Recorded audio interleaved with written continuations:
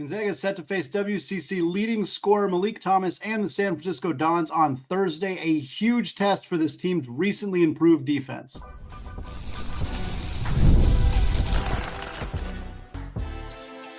You are Locked On Zags, your daily podcast on the Gonzaga Bulldogs. Part of the Locked On Podcast Network, your team every day.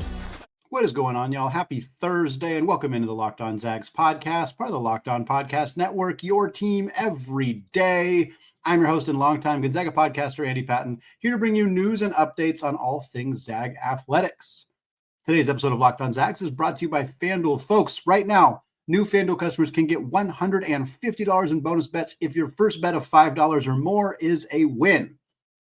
Well, we spoke to Chris Gerlofson, the head coach of the San Francisco Dons, on Wednesday's episode. Check back in your feed if you missed it. Give some great insight into this upcoming game tonight. But now we're going to do our more traditional pregame show, talk about this San Francisco team, who they've beat this year, who they haven't beat this year, some names to know, some stats to know. And then the second segment, we'll do our 5 keys to victory. What does Gonzaga need to do to ensure that they pass San Francisco in the standings, move into second place in the WCC? We'll talk about that. And then we'll close out the show with a fun update on Julian Strawther, as well as some more award recognition coming the way of Ryan Nembhard and Yvonne Egypt.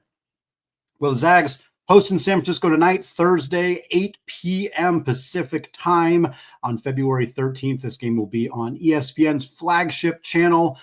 Been on ESPN or ESPN2 a lot lately with the Oregon State game, with the St. Mary's game, of course, now with this game here against the Dons. It is often resulted in a lot of later games, as many of you have noticed. I know there's a lot of people out there who listen to the show in the New York area and the East Coast in general.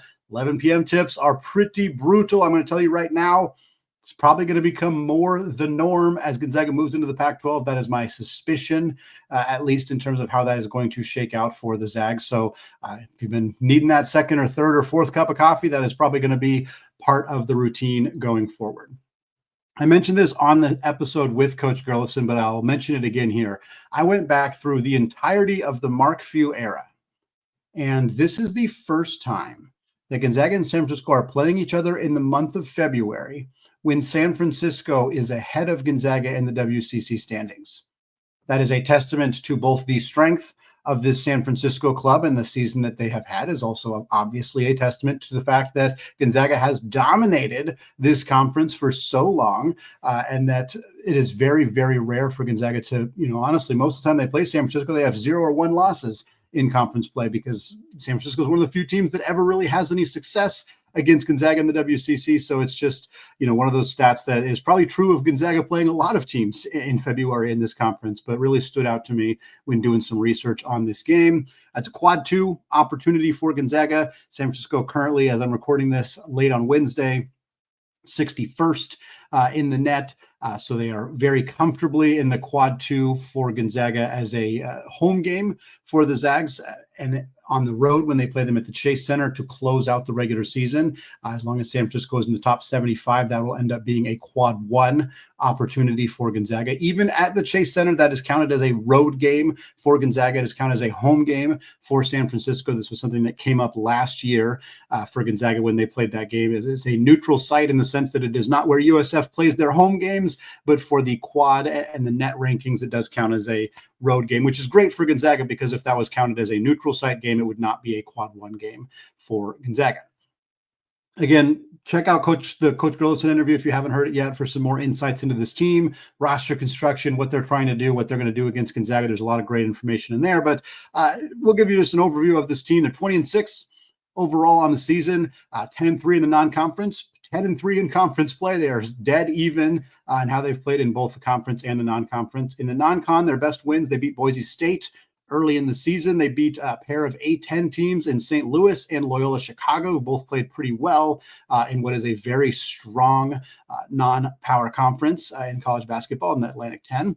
Their losses are to the 2 Tigers, Memphis and Clemson, 2 phenomenal teams, 2 teams currently ranked in the AP Top 25. Neither of those are shameful losses. In fact, they were actually beating Clemson at halftime of that game. And then Clemson went on I think it was a 20-2 run to start the second half and just buried the Dons after that. But they played Memphis extremely tight all the way through. A really competitive game between Penny Hardaway and Coach Gurleson. And then their other loss is a road game at Bradley. Bradley, obviously not a team with a ton of name value, but a good mid-major team. That is a tough game, a tough environment, a tough loss for the Dons in that one as well. In conference play, they handed St. Mary's their first loss exactly a week ago on Thursday, 65-64, the final. They came back from down 10. Not a lot of teams come back from double-digit deficits against a team like St. Mary's. That is a testament to this team's fortitude and just overall talent level and coaching in order to come back and win a game like that. They split the series with Santa Clara and Washington State. Their win over Santa Clara. Santa Clara was at the free throw line with 0.9 seconds left in a tie game. And Christoph Tilley missed the free throw. Game went into overtime. San Francisco won. So they were very close to getting swept by Santa Clara, literally a missed free throw away from it. Lost early in the season to Washington State before they've kind of stumbled as they have as of late. This team swept LMU. They're 1-0 so far against Oregon State. Another game against them, another game against the Gales, and another game against the Zags to close out the regular season. Ken Pom has the Dons 65th right now in his rankings. Their adjusted offensive efficiency ranks 87th. Their adjusted defensive efficiency ranks 56th. So a borderline top 50 defensive team, a top 100 offensive team tempo-wise, pretty similar to actually quite a few of the teams in this conference are kind of just right around the halfway point between the first and last teams in Division I. They're 189th in terms of tempo. This team is a very efficient offensive team, but they are somewhat turnover prone. Their 53.7 effective field goal percentage, that ranks 62nd in the country. So again, a top 75 offense in terms of field goal percentage. They are a better efficiency team from the two-pointer than the three-point line. They're 55% on two-pointers this season. That's 58th in the country. Very efficient team around the rim. They're 34.5% on three-pointers, which is not bad. It's pretty average. I think it's like 170th in the country, somewhere around there. But they do take a fair amount of threes, about 26-ish attempts per game. Meanwhile, their turnover rate is 17.5%. That is 190th in the country. So a good amount of turnovers for this team, a decent amount of non-steal turnovers as well. So they can be forced into making some mistakes with the basketball in their hands. I will talk some names to know, and then we'll get into our keys for a Gonzaga victory in this game. The biggest name, pretty much all of them are returners. Actually, out of the four I have here, only two of them are returners. But the key names that will be familiar to Gonzaga fans or are likely familiar to Gonzaga fans are going to be their two starting guards, Malik Thomas and Marcus Williams. And San Francisco has a tremendous history of guard play. Jamari Bouye is a name that a lot of people will remember. He's been balling out in the G League, has gotten some time in the NBA, was an absolute killer for this team early in Gurleson's tenure, towards the end of Todd Golden's tenure. Khalil Shabazz, fantastic player, started his career at Central Washington. They've had many other fantastic guards, Cody Doolin, Frankie Ferrari, going back to previous eras. But Malik Thomas and Marcus Williams are two of the very best. Malik Thomas, a guy who averaged 2.5 points a game at USC, transferred to San Francisco last year, averaged 12.5 points per game. Looked like that was his breakout season. This year, boom, he's even better. 19.2 points per game for Thomas, 3.5 boards, 2.2 assists, 1.8 steals, shooting 39.5% from three. He leads the conference in both points per game and steals per game. He is shooting, again, 39.5% from three. He's also 83% from the free throw line, and that's on over 6 attempts per game. He is a killer with the basketball. He can do a little bit of everything. He has more assists this year than he had in all three of his previous college basketball seasons combined. He's a better passer. He's a better scorer. He's a better rim pressure. He is a very, very, very good player. We'll talk more about him in our keys to a victory segment. Marcus Williams, another fantastic player, fifth-year guy, spent some time at Wyoming, spent some time at Texas A&M, spent the last 3 years, or in his third season with the Dons. Very similar numbers to what he put up last year, 14.5 points, a little over 4 assists, 3.5 boards, and 1.5 steals per game. Also a great three-point shooter, 40.4%. Another name, freshman Tyrone Riley IV. I said this on the episode with Gurleson. Tyrone Riley reminds me a lot of like the Tyler Harris from University of Portland last year. He's a long, rangy guard. He's 6'6". I think Harris was like 6'8". He's a good rebounder and a good three-point shooter. This kind of profile that it's really hard to land a player like that at a non-major conference program. I me'an, anybody who's 6'6", 6'8", who can shoot threes and grab rebounds, like those players are really valuable. And for Portland to have found one in Harris, who then transferred to Washington, unfortunately, for Coach Leggins, and for San Francisco to get a guy like Tyrone Riley. I mean, he's averaging 9.5 points per game, 5.5 boards. He leads his team in rebounds as a 6'6" guard, 1.2 steals, 1 assist per game, 38% from three. Very, very talented player playing on the hilltop with the Dons right now. And then the front court for San Francisco, Carlton Lingard is their starting center, their replacement for Jonathan Mobo, who's off playing for the Toronto Raptors in the NBA. Lingard's averaging 8.5 points, 4.3 boards, 1 block, and 1 steal per game, efficient scorer at 65.5% around the rim. Well, folks, USF, fantastic defensive team, particularly on the perimeter, but they don't have a lot of size. So Gonzaga's shot selection is going to be critical in this game. It's been a point of contention for the last few games. We'll see if they can make a correction there, because it is a very important part of winning this basketball game. We're going to talk about that and a few other things coming up here in just a second. But first, folks, when the game tips off, the NBA action is just getting started, and there's no better place to get in on it than FanDuel, America's #1 sportsbook. With FanDuel, you can place live bets throughout the game. So even if you miss the opening tip-off or want to bet on a fourth quarter comeback, you can stay right in the action. And if you're looking for a bigger payout, you can even combine your live bets into a same-game parlay. It's great because when you win, you get paid instantly. Right now, the Zags are opening 13.5-point favorites against the Dons tonight. The over-under is set a little too low, in my opinion, 153.5. It's like 70, early or low 70s for both teams. I feel like it's going to be a little bit higher than that. Right now, new customers can bet $150 in bonus bets. You get those bonus bets if you win your first $5 bet.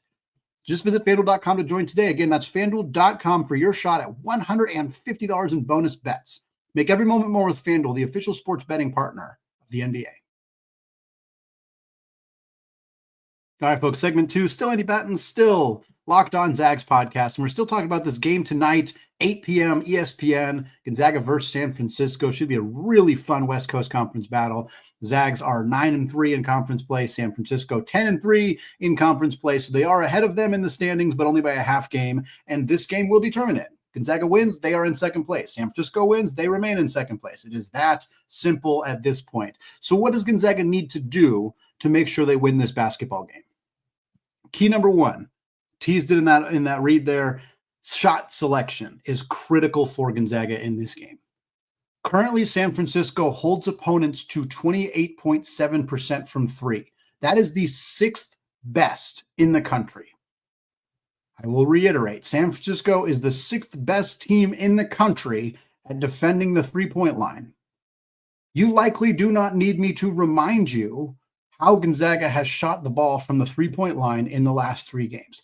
Overall on the season, Gonzaga has actually been an above-average three-point shooting team. I know that it does not feel like it right now, but it is true.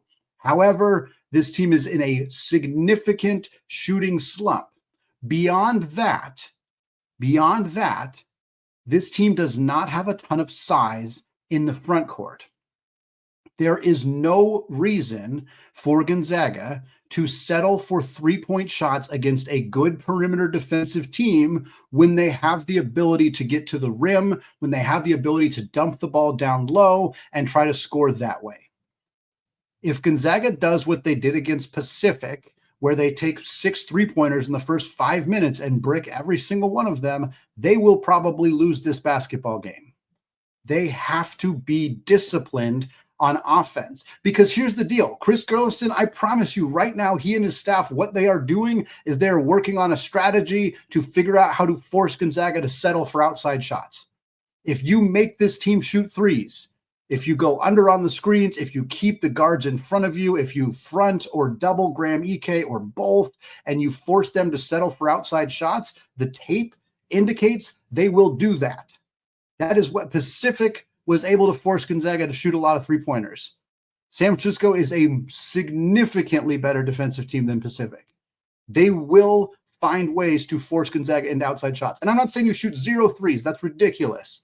But you cannot just settle for them, especially early in this game. Be relentless at getting to the rim. Be relentless. Caleb Battle, they run a lot of sets where he's out on the perimeter or he's out in the corner. He doesn't drive to the basket well from the corner. If he gets the ball in the corner, he's going to shoot it. Get him the ball at the top of the key. Get him the ball going downhill. Run high ball screen actions for him and just let him go to work. If he turns it over, driving to the basket, fine. It's not great. Obviously, you don't want that, but I would rather that than him settling for contested threes that he doesn't make. This is a game where you cannot just try to see what works. You cannot just take what the defense gives you. You have to go find the shots that are effective and that will work in this game. Carlton Lingard's the only player who plays significant minutes on this team who is taller than 6'10". They do not have a lot of size. DeWito Newberry is one of their better players. He's been out since December. He's 6'7", 6'8", I think, but he was their second leading rebounder. He's a long, athletic big in the front court. He's not playing. This team does not have size in the front court. Get the ball downhill or go downhill. There's just no other there's no reason to not do that in this game. And if you don't, you run the risk of it costing you a chance to win this basketball game. Key number 2, we've talked about this team's lack of size. So, of course, dominate on the glass. Dominate on the glass. San Francisco averages 10.3 offensive rebounds per game. That is 218th in the country. San Francisco averages 24.8 defensive rebounds per game. That is 181st in the country.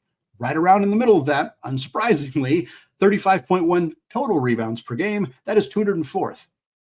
There are 203 better rebounding teams in college basketball than San Francisco. Gonzaga, certainly among them. Second chance opportunities should be aplenty for Gonzaga.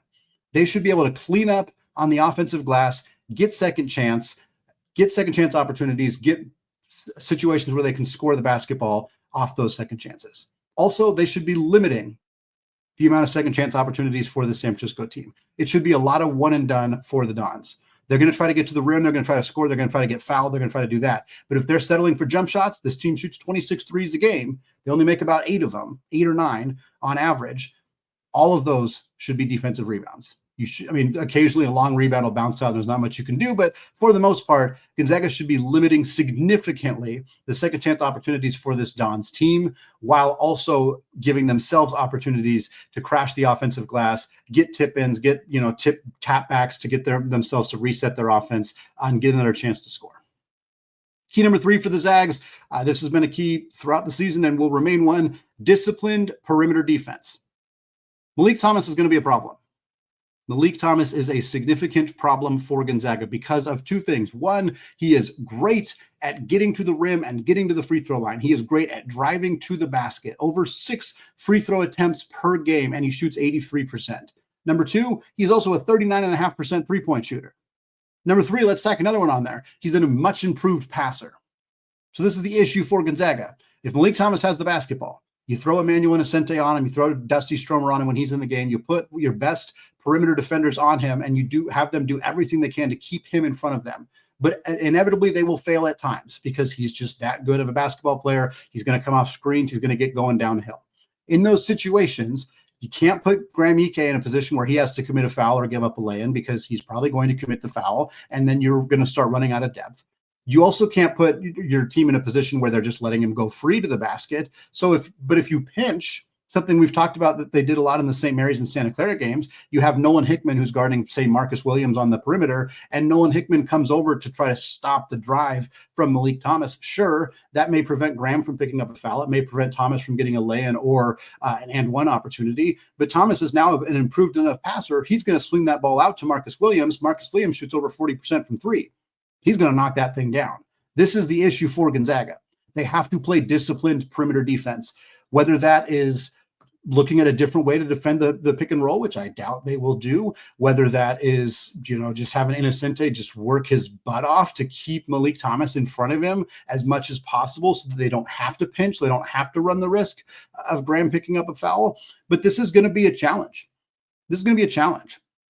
And for San Francisco, we talked about them as a team collectively under 35% from 3. They're pretty average, but here's the deal. They got 3 really good three-point shooters, and it's their 3 best players. Malik Thomas, 39.5% on 5 attempts per game. Marcus Williams, 40.4% on 5 attempts per game. Tyrone Riley, 38% on 2.5 attempts per game. The rest of the team's pretty bad. So if those guys are shooting threes, fine. If they knock them down, fine. You don't let them shoot them in the sense that you don't guard them at all, but you're content with an offensive possession resulting in anybody other than those three players shooting a three for San Francisco. But those guys getting open looks is going to be a significant problem. But if you're too afraid of letting those guys shoot and you're too locked in on them on the perimeter, you run the risk of allowing Thomas and other guys to get to the rim more easily, to get the bigs in foul trouble, which could be a problem for Gonzaga as well. This is going to be a tough team, a tough game. You could try zone. Zone is better against penetration. And because it's harder to rebound out of a zone, but this isn't a very good rebounding team, so maybe you feel like you can get away with that. But if you're playing zone and those three great shooters are just shooting over the zone, that runs you the risk of letting them get hot from beyond the arc, which would be a problem as well. So I'm very curious what Gonzaga will do, but there's a lot of ways the San Francisco team is capable of beating you, and Gonzaga's going to have to find a way to play disciplined for a full 40 minutes and take the lumps where they can, but do enough offensively to win this game. One way to do that, as we mentioned in the first segment, this team turns the ball over a lot. Take advantage of that. Win the battle of points off turnovers. Get out in transition. This team also likes to play slow, 190th in tempo. Get out in transition, score easy buckets that way, fire up the home crowd. It's a win-win-win situation. If you can get steals, if you can force them, even if they're dead ball turnovers, they throw the ball out of bounds, they get a shot clock violation, they commit an offensive foul. You may not get out in transition. That may not be an opportunity to run, but it's still an opportunity to get the ball back, to get on a run and to, prevent them from scoring, obviously. But if you can get those steals, we've seen Gonzaga's defense be more aggressive, be more physical. This team does turn it over quite a bit. If you can, get in the passing lanes, knock the ball loose, do things like that, get out. I mean, we know Ryan Nembhard absolutely loves to run. So you get out, you run. We saw them do that a lot against Pacific. Again, this team is better than Pacific, but we still saw them have success doing that. Get out in transition, get to the cup, get the easy dunks, the easy lay-ins, get fouled, get to the free throw line, and get that crowd going. Because, folks, San Francisco's 10-3 in the conference. They're 7-0 at home in the WCC. They're 3-3 in road games. They have struggled at the Kennel. Who has not struggled at the Kennel? It's a late night game. That crowd should be loud. They'll have had plenty of opportunities to get ready. Let's put it that way for this basketball game. It's on ESPN. This place should be pumping. It should be loud. It should be vibing. And it should be throwing San Francisco off of their game, being in a tough, hostile road environment on ESPN tonight. Last key, let Graham cook. Graham Ike is cooking as of late. From January 4th until now, it's a 10-game stretch for Graham. He's averaging 19.1 points per game, 7.6 boards. He's shooting 67% on two-pointers, 67.6% on two-pointers. He's been in double figures in every one of those 10 games except LMU when he had 8 points and 10 rebounds. He's not shooting it well from three. In that 10-game stretch, 23%. Let's let the three-point shot go. It was fun in the first half of the season. He shot like 40%. Let's bury that. The Gonzaga's three-point shooting has been a problem, especially lately. Graham Ike is not the only player that it's been an issue for. There's no reason for it in this game. Put him down on the block. Let him set those screens. Let him roll to the hoop. Let him go to work. Let him go to work. Lingard's got a little bit of size on him, but Graham's got a lot of weight on him. He's stronger. He should be able to score around him. This is a game where Graham should cook. It'd be great if Braden did too. Or even if Graham's not, if Braden did. One of those two guys got to cook in this game because we don't want the Zags to settle for a bunch of threes. The easiest way for them to avoid settling for a bunch of threes is to be able to dump the ball down low and know it's an easy 2 points. This is a great opportunity for Graham to have another one of his 25, 28-point games, dominate from start to finish, force USF to either be in foul trouble or to be letting him score around the rim, and put them in a position where they have a hard time coming back in this game because every time Gonzaga comes down the floor, Graham's able to do something with the basketball. Well, folks, Gonzaga now has a 5-year streak of having a player participate in the NBA Rising Stars Challenge. That now continues because of an injury replacement. We're going to discuss that coming up in just a second. But first, folks, get ready to bring your favorite Zags to life. VarsityIcons.com delivers the ultimate collection of action figures that honors current and former Zags.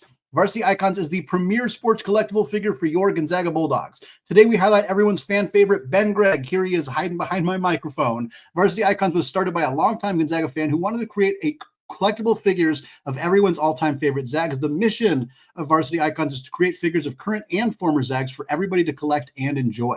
And there's no question that Varsity Icons wanted to highlight Ben Gregg to be their first player. He has been a fan favorite since joining the Zags back in 2021. Ben exemplifies what it means to be a Gonzaga Bulldog every time he steps on the court. We are excited to create more of your favorite Zags in the future, so stay tuned. Order your Varsity Icons Ben Gregg figure today at varsityicons.com. Varsity Icons, where icons live forever. All right, folks, segment 3, still Andy Patton, still Locked On Zags podcast, and we're closing out the show with some updates around the Gonzaga basketball space, specifically talking about some award updates for Ryan Nembhard and for Yvonne Ejim. But first, an update on the NBA side of things. Julian Strawther was named to the Rising Stars event, part of the NBA All-Star Weekend. He was named as an injury replacement for Portland Trailblazers guard Scoot Henderson, who sprained his ankle and will not be able to participate in the event. This is the 5th year in a row that Gonzaga has had a player participate in the Rising Stars event at NBA All-Star Weekend. You want some proof that Gonzaga is the place to go for your NBA development? That is an incredible stat right there. 5 years in a row in an event that is catered to rookies or second-year players in the NBA. 5 straight seasons Gonzaga has had at least one player participate in that event. In 2020, it was both Brandon Clark and Rui Hachimura, who were both rookies at the time. In 2021, it was also Brandon Clark and Rui Hachimura, both participating in said event. Interestingly, not Corey Kispert, although he's been a very successful NBA player as well. In 2022, it was Jalen Suggs coming off his extraordinary single season in Spokane with Gonzaga. In 2023, it was Andrew Nembhard, a second-round pick who blossomed immediately as a rookie and is now a phenomenal player for the Indiana Pacers. In 2024, it was Chet Holmgren, of course, after missing his rookie season with the Lisfranc injury in his foot. And then now, after the injury replacement, it is Julian Strawther in his second season with the Denver Nuggets. Strawther been having a great season with Denver. He played as a rookie, played about 11 minutes per game, but he missed some time. He had a knee injury. He was also in the G League for a little bit. But this year, he has been a steady part of Denver's rotation. He's played every single game for the Nuggets. He's averaging over 22 minutes per game. His playing time has basically exactly doubled from what it was when he was a rookie, and for good reason. Strawther's averaging 9.6 points per game, 2.2 boards, 1.5 assists. He's shooting 52.5% on two-pointers. He's shooting 36.2% on three-pointers, including about 4.5 attempts per game. He's had multiple 20-point games. He's had multiple 15-plus point games coming off the bench. He's been a phenomenal player for a Denver team that has really had a ton of success with late first-round picks. Peyton Watson's been great out of UCLA. Christian Brown has been great out of Kansas. Like, this team has really hit it out of the park with their late first-round picks. And Strawther was not projected as a first-round pick when he came out of Gonzaga. He's kind of projected maybe mid-second round, maybe early second round, but it was higher than most people expected. But a lot of people were like, oh, well, Denver, this is what they do. Denver finds like good college wings and they turn them into dudes. And here we are, no surprise that this has been such a success for Denver and for Julian. The way that this works, he's on the team coached by Mitch Richmond, longtime NBA successful All-Star. I think he's a Hall of Famer. He should be. If he's not, he's on a roster that currently has the Thompson twins, Amen and Asar Thompson, both out of the G League Ignite, as well as Bub Carrington and Bilal Coulibaly, who are both on the Washington Wizards. Tumani Kamara from the Portland Trailblazers and Yves Missy from the New Orleans Pelicans are both on this roster as well. 7-man roster. There's 4 different 7-man rosters participating in the Rising Stars event. Mix of rookies, mix of second-year guys, and then one of the rosters is just G League players. And those 4 will play a mini tournament. The team that wins that mini tournament will then participate in the actual All-Star Game festivities, where there are 3 NBA All-Star rosters, one by Shaquille O'Neal drafted, one that Charles Barkley drafted, one that Kenny Smith drafted. It's basically older players, younger players, international players. And when the All-Star Game happens, the international player roster and the young player roster will play each other. And then the winner of the Rising Stars mini tournament will play the older players roster. So your reward, if you win the Rising Stars tournament, is you go compete in a 7-7 game against LeBron James and Kevin Durant and Steph Curry, who are all on Shaq's roster for the NBA All-Star Game. Really cool stuff for Julian to get a chance to participate. Totally deserved for him. We mentioned the 5 years in a row for Gonzaga. Domantas Sabonis also participated in this event in both 2017 and 2018, and Kelly Olynyk participated in this event in both 2014 and 2015. So there has been a lot of Zags participating in this event in the last decade or so. Couple other things to talk to quickly here. Ryan Nembhard named to the Wooden Award late season watch list, top 20 list for the best player in college basketball. He's not going to win it. it's going to go to either Janai Broom or Cooper Flagg. Braden Smith from Purdue is going to be a heavily in that conversation as well. But being named to the late season watch list for the Wooden Award, pretty good chance you're going to be an All-American, justifiably so, for Ryan Nembhard. He should be at the minimum an All-American second teamer. Would honestly be a crime if he was a third teamer, even though that would still be great for Gonzaga. He should be a second teamer. I wouldn't be surprised if he's a first teamer. The only reason that may be challenging is because of Braden Smith. Nembhard also a finalist for the Bob Cousy Award for the nation's best point guard. I do think, unfortunately, that Braden Smith from Purdue is probably going to win that, even though Nembhard is having one of the most prolific passing seasons in college basketball history. Yvonne Ejim continues to pick up awards. The list is just like, it would take a whole 30-minute podcast to just talk about all of the awards that she has received and records that she has broken this season in her 5th year at Gonzaga. She is also, like Nembhard, a finalist for the Naismith Trophy Player of the Year she's on the midseason team for the Naismith Trophy for the Player of the Year. She is also on the late season watch list for the Naismith Award. She is also a semifinalist for the Becky Hammon Mid-Major Player of the Year Award, an award that she won last year. Pretty good chance she wins the Becky Hammon Award the second straight year. She's already on the Naismith Award list for the final or the midseason team, and she'll be in the conversation for the Wooden Award again. Paige Beckers and a handful of others, Juju Watkins, Hannah Hidalgo from Notre Dame, are going to probably be your front runners for that award. But for Yvonne, just an extraordinary season. 21.5 points per game for her, 9.2 boards. She's shooting 57% on 2-pointers. She leads the conference in points. She leads the conference in rebounds. She's shooting 80.5% from the free throw line. Just all-time leader in points, all-time leader in rebounds, all-time leader in field goals for Gonzaga. Only player in WCC history to have 2,000 points and 1,000 rebounds on the women's side. Like, she is putting together a tremendous season in the midst of a tremendous career for Lisa Fortier and the Gonzaga Bulldogs. The Lady Zags at Oregon State tonight, 6 p.m. on ESPN Plus. Nice primer to watch that before the men take on San Francisco. Only 2 losses for the women in conference play. One of them was against Oregon State, and that was a home game for Gonzaga. So now they got to play them at Gill Coliseum. We'll see if they can avoid doing what the men's team could not avoid, which was losing at Gill Coliseum. A nice test here for the women's team, who's been rolling as of late. All right, folks, that's going to wrap it up for me today here on the Locked On Zags podcast. We're going to have a bonus episode come out later today. For those of you listening to this on Thursday morning, it's going to come out before the game. It's an interview with Gonzaga's new volleyball coach, JT Wenger. It's a fantastic, fun show. Check that one out. And then Friday's show will, of course, recap the San Francisco game. We'll recap Gonzaga's, the women's team game against Oregon State. We'll talk about those games on Friday's show. But if you log in on Friday morning and you see that there's an interview with the volleyball coach, but not this show, it's coming out a little later on Friday. We'll check it out there. Thanks again for listening, folks. Have a fantastic rest of your day. And as always, especially on game day, go Zags.